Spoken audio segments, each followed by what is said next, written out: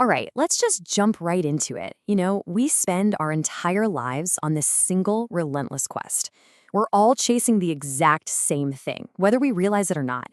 And it's not money, it's not success, it's not even happiness. We think it's comfort. I mean, think about it. We work for hours and hours just to afford a slightly more comfortable place to sit for just a few minutes.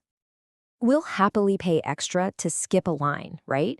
All to buy back a few moments of our day. We upgrade our phones, our TVs, for a more immersive escape from our own lives. We tell ourselves that this comfort, is the goal. It's the big reward for all our hard work. But what if that's all just a disguise? And boom, there it is, the quiet truth. Every single luxury, every convenience, every upgrade. It isn't really about comfort. It's about control. Control over our time. The one single asset we can never, ever get back. We're all just trying to buy back ownership of our own hours. If that idea just made something click for you, then you are in the right place. Join us at Project Human while we unpack these big ideas. Go ahead and hit that like button, share this with somebody who needs to hear it, and definitely subscribe so you don't miss what's coming next. Okay, so to really get why we're so desperate to buy back our time, we first have to understand why we don't really own it to begin with. The reality is, from the moment we are born, we are living on borrowed time. Yeah, there's actually a term for this. It's called temporal debt. And it's this idea that we start life owing our time to, well, to everybody else, to family, to society, to the very systems we live inside of. We don't start at zero. We start deep in the red. So how does this whole debt cycle even work? Well, it begins with a parental investment, right? Our parents pour their time into raising us. Then comes employer leasing, where we literally trade our time for a salary. And the whole time there's this constant societal measurement, teaching us that our value is tied to our output per hour. The unspoken lesson here? Our time belongs to everyone but us. And all of this leads us to this central paradox, the hidden tragedy of modern life. We get completely caught up in this huge, lifelong transaction that most of us don't even see happening. This timeline just lays the trap out perfectly. In the first half of our lives, we sell our time to buy comfort. Then in the second half, we find ourselves spending all that comfort trying to buy back the very time we sold away. It's such a tragic trade-off when you think about it. And what are we really trading away here? It's not just hours on a clock. No. We trade our youth for stability. We trade our presence, our ability to just be in the moment, for productivity. We trade our sense of wonder for cold, hard efficiency.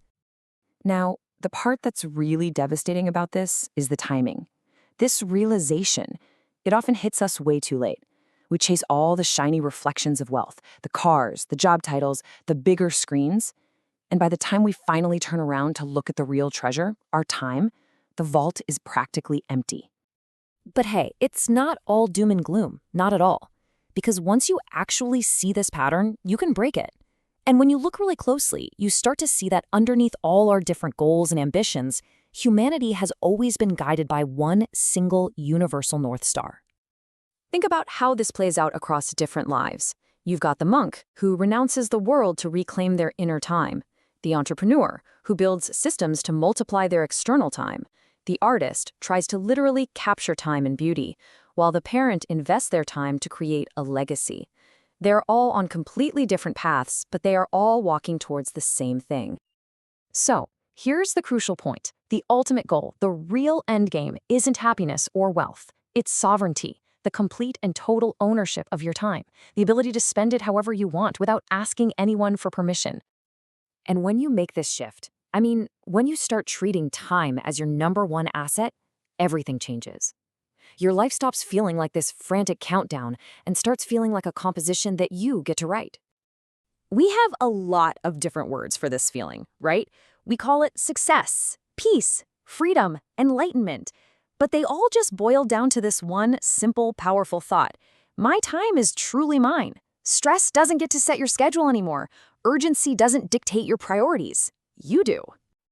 This table just shows that shift perfectly. Look at the before column.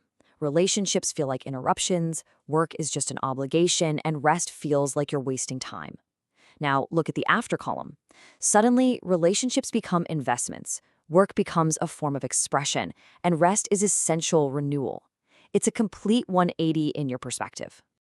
Ultimately, this is the big takeaway. Real freedom isn't about having more time or somehow escaping its passage. It's about intentionality. It's about being able to look at your day, your week, your whole life, and spend your time with purpose. Which, of course, brings us to a final and really crucial question.